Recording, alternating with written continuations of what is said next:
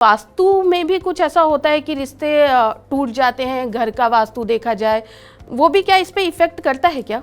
जो डायरेक्शनलेस घर बन जाते हैं, आड़े टेढ़े तिरछे लंबे चौड़े, इसमें ये प्रॉब्लम्स ज़्यादा हो जाती हैं। बहुत सारे ऐसे इंडिकेटर्स हैं चार्ट में जो डेट ऑफ बर्थ ही इंडिकेट कर देती है। कहते हैं ना, एक तरफ है घर वाली, एक तरफ है बाहर वाली। लोगों ने इसको सच में सच कर दिया। मतलब एक जेनेरिक तो आपने बता दिया कि स्टेटमेंट की एक्स्ट्रा मैरिटल अफेयर्स हो रहे हैं। यही एक आर्ट की शादी आज से 40 साल पहले टिकती, लेकिन आज नहीं टिकेगी। एंड यहीं पे न्यूमरोलॉजी का रोल बढ़ जाता है। आज क्या है? मोबाइल है, हम तुरंत वीडियो कॉल कर सकते हैं, व्हाट्सअप कॉलिंग कर सकते हैं, देखते हैं कि भाई हमारे हस्बैंड में मैं ही हूँ। मैं खुद कई बार कर लेती हूँ अपने हस्बैंड को कॉल कि वो भाई किधर है। तो फिर भी रिश्ते टूट रहे हैं। तो वास्तु क्या इस पे इफेक्ट करती है? न्यूमरोलॉजी से क्या हम जान सकते हैं कि भाई मुझे रिश्ते में धोखा मिलेगा या प्यार मिलेगा? वास्तु में भी कुछ उपाय हैं जो करके हम लोग अपने रिश्तों को बेहतर बना सकते हैं। बिल्कुल बिल्कुल, और बहुत सिंपल उपाय हैं। ऑडियंस, आप सुन रहे हो ना कि आपकी शादी भी हो सकती है, बस ये उपाय कर लेना। मेरे पास जितनी भी कंसल्टेशंस आती हैं मैरिज ना होने के लिए, उसमें मैं न्यूमरोलॉजी की रेमेडी तो कराती ही हूँ, लेकिन आई ऑलवेज चेक वास्तु।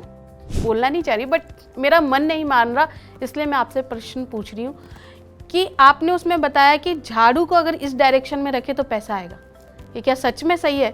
यानी झाड़ू हमारे घर की एनर्जी को पॉजिटिव एनर्जी में बदल सकती है। बिल्कुल बिल्कुल। किसी ने भी ये सब एस्पेक्ट्स, ये 3-4 एस्पेक्ट्स को कवर कर लिया तो आई थिंक कोई भी इश्यूज नहीं आएंगे। क्या आप लाइफ में स्टक महसूस कर रहे हैं? क्या बहुत मेहनत करने के बाद भी आपको लाइफ में रिजल्ट्स नहीं मिल रहे हैं? तो हो सकता है कहीं ना कहीं आपके प्रेमाइसेस का वास्तु आपको इम्पैक्ट कर रहा है। नमस्कार, मैं हूं साकार मोहता, आपका वास्तु कंसल्टेंट एंड कोच। मैं आप लोगों के लिए लेके आया हूं एक प्रोफेशनल वास्तु कोर्स, जिसमें हम सीखेंगे 5 तत्वों को, 45 देवताओं को और 16 दिशाओं को अपने घरों में, अपने ऑफिसेज में कैसे बैलेंस करना है। तो इस प्रोफेशनल वास्तु कोर्स को करके आप ना सिर्फ अपने लाइव्स को एनहांस कर सकते हैं, बल्कि एक प्रोफेशनल कंसल्टेंट बन के आप लाखों लोगों को हेल्प कर सकते हैं और नेम, फेम एंड सक्सेस कमा सकते हैं। तो देर किस बात की, अभी कॉल करें और रजिस्टर करें मेरे प्रोफेशनल सक्सेस वास्तु कोर्स को।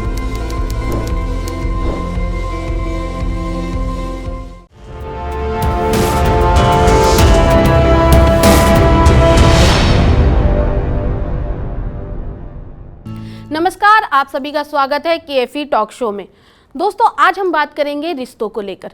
लोग जब भी रिश्तों की बात आती है ना, तो लोग यंग जनरेशन को ब्लेम करते हैं, बोलते हैं उनसे उनके रिश्ते संभल नहीं रहे हैं। लेकिन आजकल देखने में आया है कि 20 से 25 साल पुरानी शादियां भी टिक नहीं रही है। ये क्यों हो रहा है? यही सब जानने के लिए आज हमने अपने स्टूडियो में एक बहुत ही ब्यूटीफुल कपल को बुलाया है, जो कि न्यूमरोलॉजी और वास्तु के अकॉर्डिंग हमें बताएंगे कि हम अपने रिश्तों को कैसे मधुर बना सकते हैं। तो चलिए स्वागत करते हैं नितिका ठाकुर मोहता जी का, जो कि एक बहुत ही अच्छी न्यूमरोलॉजिस्ट और लाइफ कोच है। साथ में साकार मोहता जी का, जो कि एक बहुत ही अच्छे वास्तु कंसल्टेंट है। नमस्कार नमस्कार सोनी जी। आप दोनों का स्वागत है केएफई टॉक शो में। सर, सबसे पहले मैं आपसे जानना चाहती हूँ कि रिश्ते, जैसे कि आजकल देखा जा रहा है कि क्या वास्तु में भी कुछ ऐसा होता है कि रिश्ते टूट जाते हैं, घर का वास्तु देखा जाए, वो भी क्या इस पे इफेक्ट करता है क्या? सोनी जी, आपने एक बहुत ही बड़ा एक सोशल जो प्रॉब्लम हम लोग फेस कर रहे हैं कि पुराने रिश्ते भी अब टूट रहे हैं। नए रिश्तों में तो बहुत स्ट्रेंथ नहीं आ रही है, पुराने रिश्ते भी टूट रहे हैं, ये आपने अभी जाहिर किया। तो इसके पीछे एक कारण समझने की कोशिश करते हैं। आजकल फ्लैट कल्चर बहुत बढ़ गया है। पहले क्या होता था, घर स्क्वायर या रेक्टेंगुलर शेप के हुआ करते थे, इंडिपेंडेंट हाउसेज हुआ करते थे, और जो रिलेशनशिप से रिलेटेड जो डायरेक्शन है, साउथ वेस्ट की डायरेक्शन, वो बिल्कुल प्रॉपरली मिलती थी। एक साउथ वेस्ट का कॉर्नर मिलता था, या साउथ वेस्ट का कॉर्नर नहीं है तो भी साउथ वेस्ट की डायरेक्शन बड़ी प्रॉपरली मिलती थी। अब फ्लैट्स के केस में क्या हो गया है कि फ्लैट्स में एक्सटेंशंस होते हैं, बालकनीज निकली हुई होती हैं, शाफ्ट्स कटे हुए होते हैं, कई बार डक्ट्स कटे हुए होते हैं, लिफ्ट के लिए जगह निकली हुई होती है। उतने से प्रेमाइसेस में ही बिल्डर मैक्सिमम स्पेस यूटिलाइजेशन करना चाहता है। उसमें कई बार साउथ वेस्ट जो है वो पूरी तरह डिमिनिश हो जाता है। अब दूसरी चीज़ क्या हो गई है, लोगों ने जो गलतियाँ ऑक्यूपेंट्स करते हैं फ्लैट्स के, साउथ वेस्ट की डायरेक्शन सबको पता है रिलेशनशिप की डायरेक्शन है। यूट्यूब में कई वीडियोस हैं कि हमें साउथ वेस्ट के डायरेक्शन में एक फैमिली फ़ोटो लगानी चाहिए, हमें साउथ वेस्ट के डायरेक्शन में एक लव बर्ड के इमेज को लगाना चाहिए। तो ये रेमेडीज़ सबको पता है, बड़ी कॉमन चीज़ें और सब अपने घरों में करते ही हैं। पर होता क्या है, ये फ्लैट के सिस्टम में साउथ वेस्ट की डायरेक्शन सही से आइडेंटिफाई ही नहीं हो पाती है, और ये साउथ वेस्ट में मास्टर बेडरूम बनाने की जगह साउथ वेस्ट और साउथ के बीच की एक डायरेक्शन होती है साउथ ऑफ साउथ वेस्ट की डायरेक्शन। ये साउथ ऑफ साउथ वेस्ट की जो डायरेक्शन है, ये भृंगराज देवता की डायरेक्शन है, ये गंधर्व देवता की डायरेक्शन है। तो भृंगराज देवता जो हैं वो क्लेंजर का काम करते हैं, क्लीनिंग का काम करते हैं। अब इस डायरेक्शन में हम गलती से फोटो फ्रेम यहाँ लगा देते हैं, गलती से हम लव बर्ड्स की फ़ोटो यहाँ लगा देते हैं। अपने मास्टर बेडरूम में हमारी जो स्लीपिंग पोजीशन है वो साउथ वेस्ट में ना आकर के साउथ ऑफ साउथ वेस्ट में चली जाती है। तो ये प्रॉब्लम फ्लैट कल्चर आने के बाद बढ़ गई है, और जो डायरेक्शनलेस घर बन जाते हैं, आड़े टेढ़े तिरछे लंबे चौड़े, इसमें ये प्रॉब्लम्स ज़्यादा हो जाती हैं, क्योंकि साउथ वेस्ट की डायरेक्शन प्रॉपरली मिलती ही नहीं है और उनकी डायरेक्शन एनर्जीज भी नहीं मिलती। तो one of the reasons, lifestyle changes तो definitely one of the reasons है, पर ये एक बड़ा रीज़न है जिसके कारण ये अब जो रिलेशनशिप में प्रॉब्लम्स है ये बढ़ रही हैं। तो यानी आप कहना चाह रहे हैं कि जो पहले के ज़माने के घर होते थे वो वास्तु के अकॉर्डिंग बनते थे, तो वास्तु इसलिए के according- उनके रिश्ते अच्छे रहते थे, शादियाँ 20-20 साल क्या लाइफ टाइम टिकती थी। आप यही कहना चाह रहे हैं? वास्तु क्या है? वास्तु आपको नेचर से क्लोज करने का साइंस है, नेचर के पास लाने का साइंस है। पहले के जो घर बनते थे वो ऐसे होते थे कि नेचर के आप क्लोज रहें।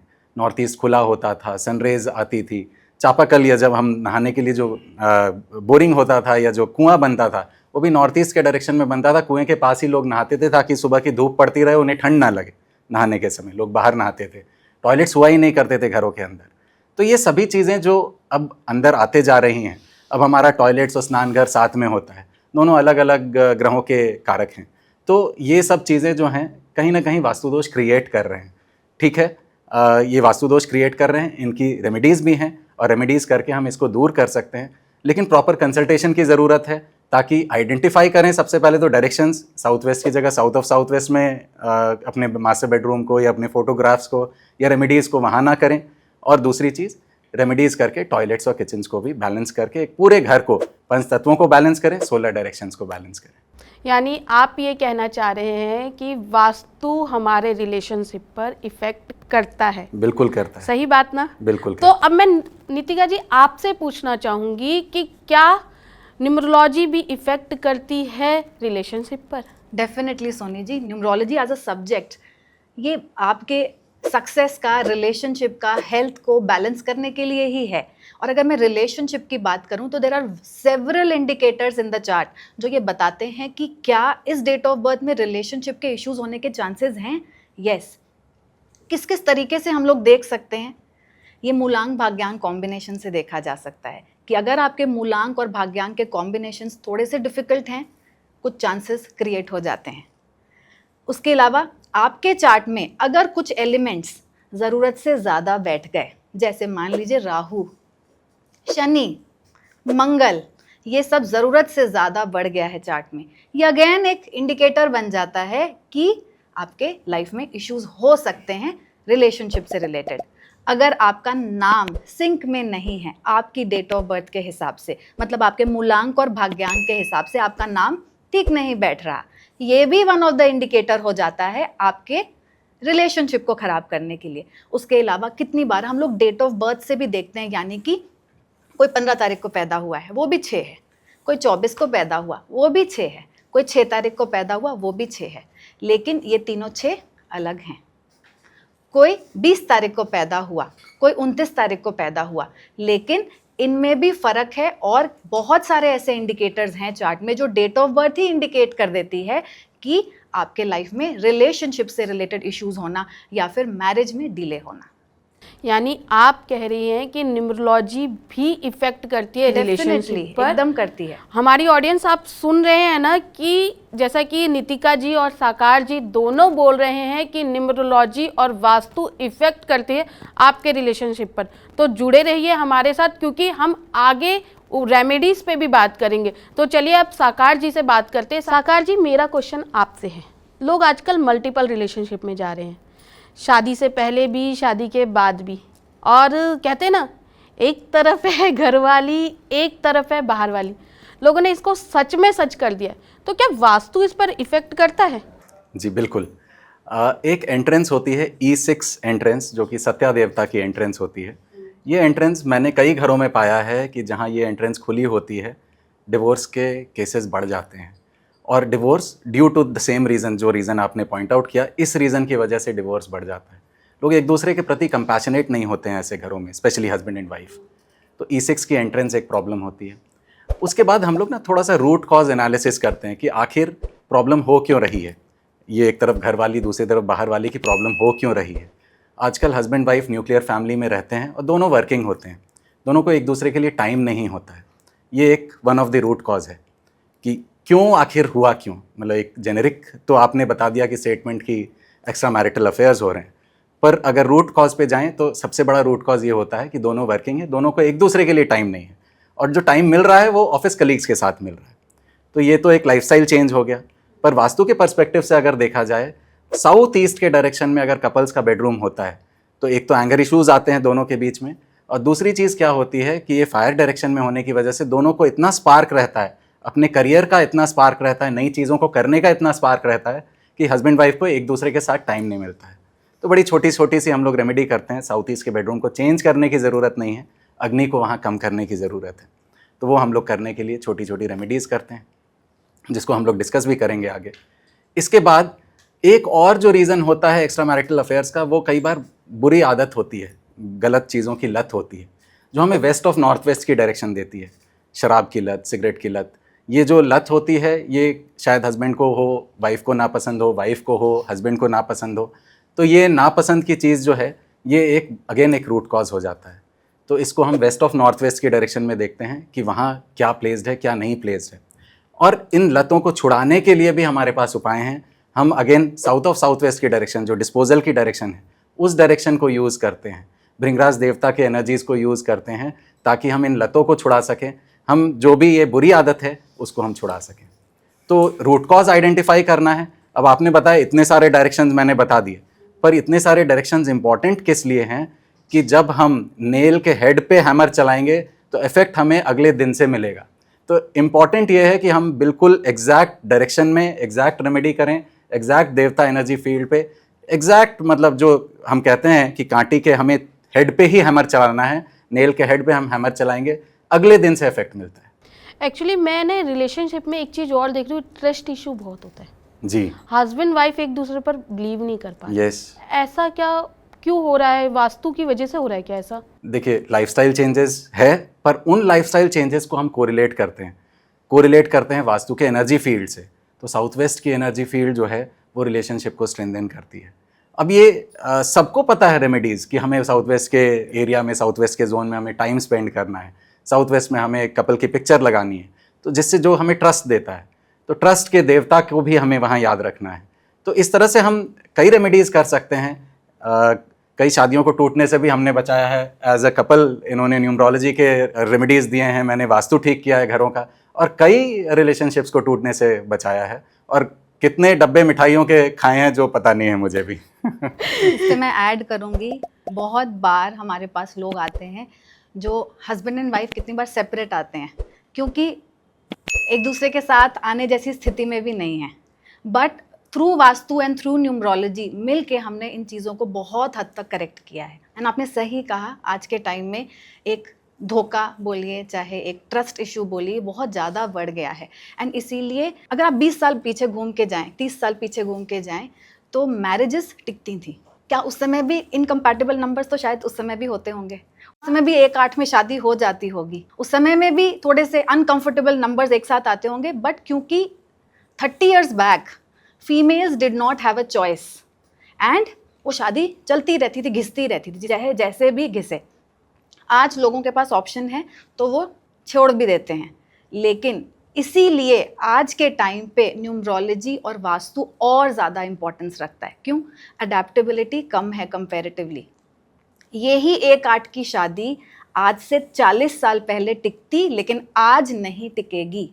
एंड यहीं पे न्यूमरोलॉजी का रोल बढ़ जाता है कि ज़रूरत है आज के टाइम में इसको ज़्यादा देखना, क्योंकि अगर एंटी एलिमेंट्स, अगर नॉट कंफर्टेबल प्लैनेट्स एक साथ आएंगे तो वो एक साथ शादी में रह नहीं पाएंगे एंड 100% वो डिवोर्स में कन्वर्ट हो जाएगा।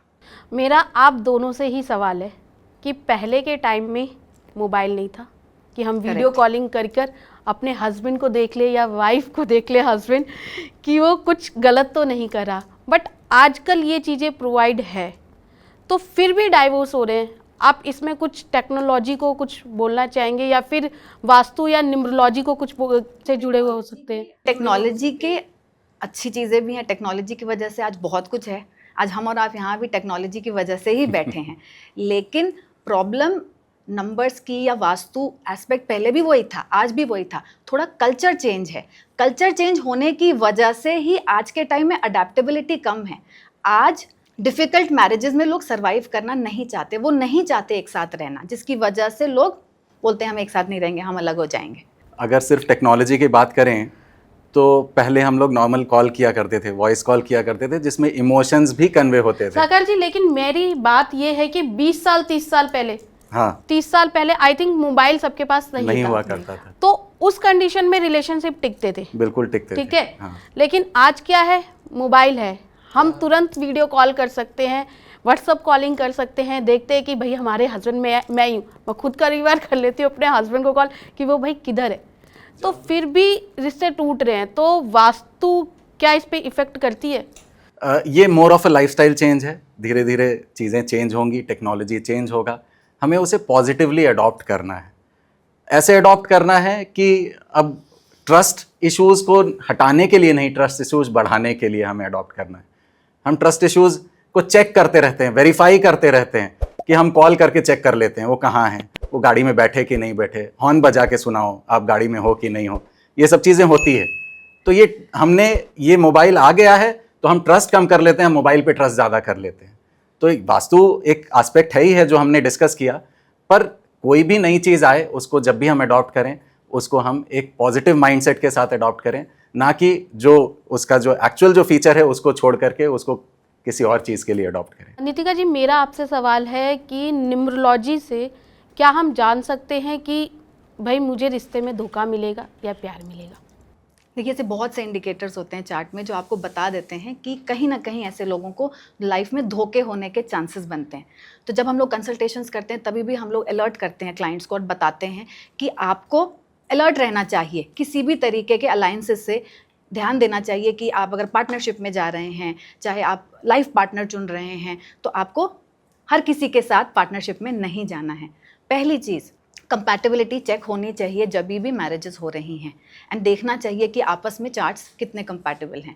दूसरी चीज़, अगर किसी के भी चार्ट में कहीं ना कहीं केतु बढ़ जाए तो वो एक इंडिकेटर हो जाता है या तो लेट मैरिज का, या लाइफ टाइम कुछ ना कुछ मैरिज से रिलेटेड इश्यूज़ क्रिएट कराता है। एंड बहुत केसेस में हमने देखा है कि ये ज़रूरत से ज़्यादा जब बढ़ जाता है तो ये आपको हेल्थ के डिसअपॉइंटमेंट्स, यानी कि हेल्थ से रिलेटेड इश्यूज़ देना, कोई ना कोई दवाई चलते रहना जीवन भर, ये भी इंडिकेट करता है। तो अगर हम मोटे तौर पे समझें कि किसी के भी चार्ट में कुछ ना कुछ इश्यूज़ अगर दिख रहे हैं विथ रिस्पेक्ट टू डिसअपॉइंटमेंट्स या धोखा, तो वहाँ पे केतु को चेक करने की ज़रूरत है। साकार जी, जैसा कि मैम ने न्यूमरोलॉजी के अकॉर्डिंग बताया, तो क्या वास्तु में भी कुछ उपाय हैं जो करके हम लोग अपने रिश्तों को बेहतर बना सकते हैं? बिल्कुल बिल्कुल, और बहुत सिंपल उपाय हैं। आइडेंटिफिकेशन ज़रूरी है, एक ग्रिडिंग बहुत ज़रूरी है आपके लेआउट्स का। E6 की मैंने एंट्री की बात की कि E6 की एंट्री अगर होगी तो आपको रिलेशनशिप्स में प्रॉब्लम आएगी, और कई डिवोर्स केसेस मैंने देखे हैं E6 की एंट्री की वजह से। तो अब अगर इसके रेमेडी की हम बात करें तो E6 की जो एंट्री है वो प्योरली रेमेडिएबल एंट्री है, आराम से उसकी रेमेडी हो सकती है। हमें सिर्फ एक ग्रीन कलर का टेप लगाना है उस जोन में, ईस्ट ऑफ साउथ ईस्ट के जोन में ये आता है, ईस्ट और साउथ ईस्ट के बीच में ये एंट्री बनती है। यहाँ पे ग्रीन कलर का टेप लगाना है, टेप सामने दिखता है। अगर हम टेप नहीं यूज़ करना चाहें तो हम एक स्टील का स्ट्रिप लगा सकते हैं, ग्राइंडिंग करके स्टील की स्ट्रिप को वहाँ लगा सकते हैं। तो एक सिंपल रेमेडी ये है। एक हमने डिस्कस किया था कि हस्बैंड वाइफ को एक दूसरे के लिए टाइम नहीं मिलता है, स्पेशली अगर साउथ ईस्ट के डायरेक्शन में उनका बेडरूम होता है, बेड उनका साउथ ईस्ट के डायरेक्शन में होता है, और एंगर इश्यूज़ भी बढ़ जाते हैं। तो वो क्या है, अग्निय कोण है, अग्नि की दिशा है। तो अग्नि की दिशा को कम करने के लिए, अग्नि के पार को कम करने के लिए उस दिशा में हम येलो कलर के बेडशीट्स यूज़ करते हैं, अर्दी कलर के बेडशीट्स यूज़ करते हैं। अर्थ एलिमेंट जो है कंट्रोल करता है अग्नि को। जब कहीं आग लगती है तो बालू डालते हैं, अर्थ डालते हैं, तो अर्थ एलिमेंट कंट्रोल करता है, इसीलिए हम येलो कलर की बेडशीट्स यूज़ करते हैं। येलो कलर की बेडशीट्स, कंबल येलो कलर की यूज़ करेंगे, ये इश्यूज़ रिजॉल्व हो जाएंगे। फिर हमने बात की थी बुरी आदतों की, कि बुरी आदत की लत लग जाती है। तो बुरी आदत की अगर लत लग जाती है तो मैंने बताया था कि भृंगराज की दिशा साउथ ऑफ साउथ वेस्ट को हम यूज़ करते हैं। साउथ ऑफ साउथ वेस्ट में जो भी चीज़ हम रख करके वहाँ से कंज्यूम करेंगे उसकी इफ़ेक्ट हमें नहीं मिलेगी। अगर हम खुद भी वहाँ सोने लगते हैं तो हमारे इश्यूज़ बढ़ जाते हैं, हमें अपने कर्मों के फल नहीं मिलते हैं। तो अगर से फॉर एग्जांपल किसी को अल्कोहल की लत है और अल्कोहल की बॉटल को हमने साउथ ऑफ साउथ वेस्ट में रख दिया, तो साउथ ऑफ साउथ वेस्ट में रखी हुई अल्कोहल के बॉटल को से जब कोई कंज्यूम करेगा अल्कोहल, उसको इफेक्ट्स कम मिलेंगे अल्कोहल की, और धीरे धीरे वो लत छूट जाएगी। तो इस तरह से हम छोटी छोटी रेमेडीज़ करके, चीज़ों के प्लेसमेंट को बदल करके हम अपने लाइफ में बड़ा चेंजेस ला सकते हैं। साकार जी ने जैसा कि मुझे बताया कि वास्तु के कुछ खास उपाय बताए हैं जो कि हमें, हमारी ऑडियंस आप ज़रूर करना।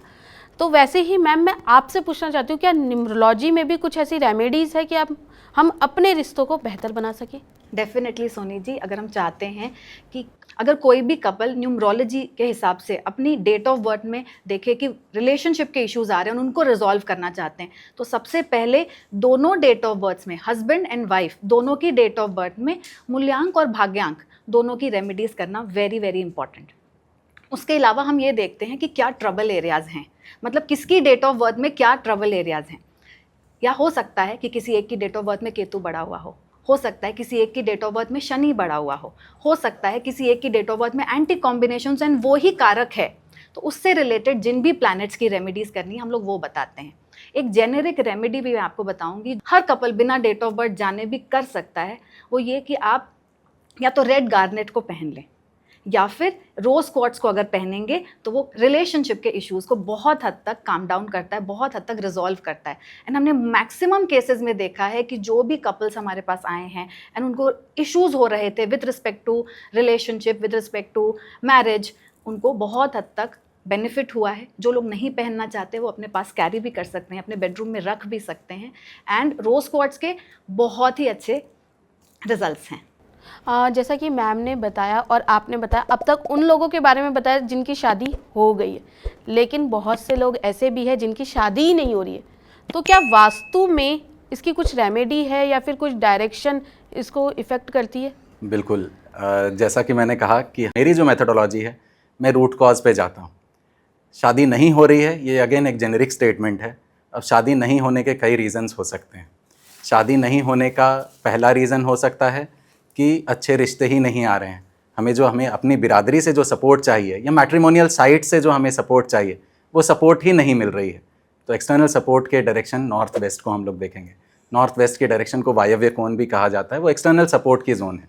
तो एक्सटर्नल सपोर्ट किसको चाहिए, लड़के या लड़की को चाहिए एक्सटर्नल सपोर्ट, तो उनके बेडरूम को भी हम नॉर्थ वेस्ट के डायरेक्शन में शिफ्ट करेंगे। और नॉर्थ वेस्ट के जोन को हम देखेंगे कि वहाँ कोई प्रॉब्लम तो नहीं है, कोई टॉयलेट किचन तो नहीं बना हुआ है, उसकी सिंपल रेमेडीज़ करेंगे। उसके बाद नेक्स्ट स्टेप क्या होता है, रिश्ते आ गए, नेक्स्ट स्टेप होता है कि बात इनिशिएट होनी चाहिए। कई बार रिश्ते बहुत आ रहे होते हैं, इनिशिएशन ही नहीं होता है, ना लड़की वाले फ़ोन करते हैं ना लड़के वाले फ़ोन करते हैं। बिल्कुल सही बोला। तो अब इनिशिएशन के लिए साउथ ईस्ट की डायरेक्शन रिस्पॉन्सिबल है, क्योंकि साउथ ईस्ट की डायरेक्शन वो स्पार्क देती है कि आप नया काम करें। और साउथ ईस्ट के डायरेक्शन में आपने जल तत्व डाल रखा है। मैंने एक घर में देखा कि उन्होंने साउथ ईस्ट के डायरेक्शन में वाटर फाउंटेन लगा रखा है, जो कि आपने अग्नि में बिल्कुल जल को डाल दिया है। तो अग्नि में जल को डाल दिया और वाटर फाउंटेन जैसी छोटी चीज़ उसको रिप्लेस कराया और इनिशिएशन स्टार्ट हो गई। इनिशिएशन सिर्फ इसी रेस्पेक्ट में नहीं, बिजनेस के रेस्पेक्ट में भी नए अपॉर्चुनिटीज़, नई कार्य करने की एक ताकत मिलती है।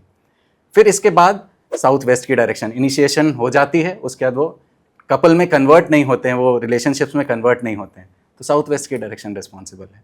तो इन डायरेक्शंस को हम देखते हैं, यहाँ रेमेडीज़ करवाते हैं और चीज़ें बनने लगती है। इम्पॉर्टेंट है कि हम रूट कॉज आइडेंटिफाई करें, रूट कॉज आइडेंटिफाई करके ही उस रूट कॉज पे एक्चुअल अच्छा सा एक ट्रीटमेंट करें, सिम्टोमेटिक ट्रीटमेंट करें। घर में जाकर के सब डायरेक्शंस को सब सही करने की ज़रूरत नहीं है।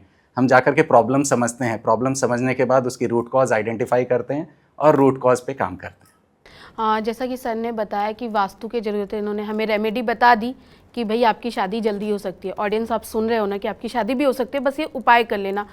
लेकिन न्यूमरोलॉजी में भी क्या कुछ ऐसा है कि उपाय करो और शादी हो जाए? है सोनी जी, और मैं आपको बताऊं, मेरे पास जितनी भी कंसल्टेशंस आती हैं मैरिज ना होने के लिए, उसमें मैं न्यूमरोलॉजी की रेमेडी तो कराती ही हूँ, लेकिन I always check vastu. In fact ये एक जेनरिक मैं बताना चाहूँगी कि किसी की भी शादी में डिले हो रहा है, चाहे आप किसी भी तरीके के उपाय करें, वास्तु अगर गलत है तो वहाँ पे प्रॉब्लम आती ही है। हमने देखा ही है, डिले होता ही है। और जहाँ हम लोग दोनों चीज़ें करेक्ट करते हैं, हमने 100% रिजल्ट्स भी देखे हैं। अब आई बात न्यूमरोलॉजी की रेमेडी की। चार्ट के हिसाब से तो डेफिनेटली हम लोग रेमेडीज़ बताते ही हैं कि आपके चार्ट में क्या मिसिंग है, और बेसिक शादी डिले होने का रीज़न आइडेंटिफाई करते हैं। क्या रीज़न हो सकता है? अगर किसी की डेट ऑफ बर्थ में राहु यानी कि 4 नंबर बढ़ा हुआ है, 8 नंबर बढ़ा हुआ है, ये डिले का कारक है, तो डिले होगा ही मैरिज में। मंगल बढ़ गया है, अगर मंगल क्या है? मंगल हनुमान जी को डिनोट करता है। मंगल ये बताता है कि आप ब्रह्मचर्य की तरफ हैं। तो कहीं ना कहीं आप देखेंगे किसी के भी चार्ट में मंगल बढ़ा हुआ होगा, या तो उसको मैरिज से रिलेटेड इश्यूज या मैरिज में डिले देखने को आएगा ही आएगा। तो वहाँ पे हम लोग उसको रेमेडी कराते हैं। साथ ही साथ अगर कॉम्बिनेशंस डिफ़िकल्ट हैं, वहाँ पे भी डिले आते हैं। किसी की भी डेट ऑफ बर्थ में 4, 8 या 9 मूलांक में बैठा है, वहाँ पे भी मैरिज को लेके कई बार हमने देखा है कि डिलेज देखने को मिलते हैं। उस केस में एक रेमेडी जो मैं सबके लिए कहूँगी कि जिसको लग रहा है कि उनकी शादी में डिले हो रहा है, एक छोटा सा उपाय जो सब लोग कर सकते हैं, वो ये कि हल्दी के पानी से नहाएं। नहाने से पहले पानी में 1 चुटकी हल्दी डालें और उस पानी से नहाएं। आप देखेंगे कि धीरे धीरे वो योग बनने लगता है। एंड डेफिनेटली टाइम फ्रेम तो हम लोग देखते ही हैं कि क्या पर्सनल ईयर्स उस तरीके के आ रहे हैं कि जहाँ पे शादी होने के चांसेस हैं। अगर हैं तो आप डेफिनेटली उस समय में रेमेडीज़ को करिए। डेफिनेटली देखिए कि उस समय कोई ब्लॉकेजेस तो नहीं है, कहीं वास्तु की वजह से तो आपकी शादी नहीं रुक रही, कहीं न्यूमरोलॉजी में आपको कुछ और करने की ज़रूरत है, कहीं आपका नेम स्पेलिंग तो गलत नहीं बैठा। इन सब एस्पेक्ट्स को करेक्ट करेंगे एंड आप 100% रिजल्ट्स देखेंगे। साकार जी, मैंने आपका एक वीडियो देखा था। मैं सही में उस वीडियो पे मैं बोलना नहीं चाह रही, बट मेरा मन नहीं मान रहा, इसलिए मैं आपसे प्रश्न पूछ रही हूँ कि आपने उसमें बताया कि झाड़ू को अगर इस डायरेक्शन में रखे तो पैसा आएगा। ये क्या सच में सही है? देखिए, झाड़ू एक ऐसी चीज़ है, कंसल्टेशंस के लिए जाओ तो सब पूछते हैं झाड़ू कहाँ रखें, खटका कहाँ रखें, शू रैक कहाँ बनाएं। तो ये कुछ नेगेटिव कोनोटेशंस वाली चीज़ें हैं। अब इसको समझने के लिए मैं 2 एंगल से इसको समझाता हूँ। एक माइथोलॉजिकल एंगल से समझाता हूँ, एक साइंटिफिक एंगल से समझाता हूँ, लॉजिकल एंगल से समझाता हूँ। माइथोलॉजिकल एंगल से अगर समझें तो लक्ष्मी जी जब फर्स्ट टाइम वैकुंठ गईं, जब अपने ससुराल गईं, वैकुंठ गईं जब वो, तो उन्होंने सबसे पहले वैकुंठ में झाड़ू लगाई। उनको झाड़ू बहुत प्रिय था, लक्ष्मी जी को झाड़ू बहुत प्रिय है, ये हमारे स्क्रिप्चर्स में ये बताया गया है। तो झाड़ू बहुत प्रिय होने के कारण झाड़ू को हम भी लक्ष्मी जी के साथ एसोसिएट करते हैं। इंडिया के कई प्रांतों में आप देखोगे कि धनतेरस वाले दिन लोग झाड़ू खरीदा करते हैं। तो अगर झाड़ू खरीदते हैं धनतेरस वाले दिन तो उसको लक्ष्मी से एसोसिएट करके खरीदते हैं और झाड़ू को ऑस्पिशियस मानते हैं। अब झाड़ू को हमें लक्ष्मी जी के डायरेक्शन, हम इसमें वेस्ट की डायरेक्शन को प्रेफर करते हैं, वेस्ट के डायरेक्शन में या नॉर्थ वेस्ट के डायरेक्शन में झाड़ू को प्लेस करते हैं। अब साइंटिफिक एंगल से समझिए इसको कि झाड़ू क्या है कि एक नेगेटिविटी को दूर करने वाली चीज़ है। जब भी हम सफाई वर्ड हम सुनते हैं तो हमारे मन में सबसे पहली जो चीज़ आती है वो आती है झाड़ू। तो झाड़ू के साथ जो कोनोटेशन जुड़ा हुआ है वो सफाई करने का जुड़ा हुआ है। उसके साथ जब हम सफाई करते हैं तो नेगेटिविटी उससे जुड़ी हुई है कि वो उसने नेगेटिव एनर्जी को भी अपने साथ रख लिया है। तो इसीलिए झाड़ू को कहा जाता है कि नॉर्थ ईस्ट, नॉर्थ से लेकर के ईस्ट तक के डायरेक्शंस को छोड़ करके उसे वेस्टर्न जोन्स में ही रखना चाहिए, स्पेस एलिमेंट के जोन में ही रखना चाहिए, क्योंकि वो एक ऐसा जोन है जो हर तरह की चीज़ वहाँ रख सकते हैं। West is the best zone कहते हैं, स्पेस एलिमेंट सब कुछ एब्जॉर्ब कर सकता है। तो वेस्ट के जोन में अगर हम झाड़ू को रखते हैं तो वो कोई एक नेगेटिविटी का कारक नहीं होता है। उसको कवर करके रखते हैं झाड़ू को, किसी की नज़रों से बचा करके रखते हैं, क्योंकि वो हमारे घर की सफाई की चीज़ है। कवर करके रखते हैं, पैर भी नहीं लगने देते हैं झाड़ू में, क्योंकि लक्ष्मी जी से एसोसिएटेड है, तो हम नहीं चाहते हैं कि किसी के पैर भी लगें उस झाड़ू में। और जो भी एनर्जी उसमें समाई हुई है वो स्टिल रहे दिन भर के लिए, फिर अगले दिन जब वो यूज़ होगी तब फिर से वो एनर्जीज़ को चेंज करेगी हमारे घर की। तो बहुत इंपॉर्टेंट एक चीज़ है झाड़ू। झाड़ू हो, मॉप हो, सब आज के डेट में सभी एक ही चीज़ काम कर रहे हैं, तरीका बदल गया है, पर बहुत ही इंपॉर्टेंट चीज़ है झाड़ू, और उसका सही दिशा में प्लेस होना भी ज़रूरी है।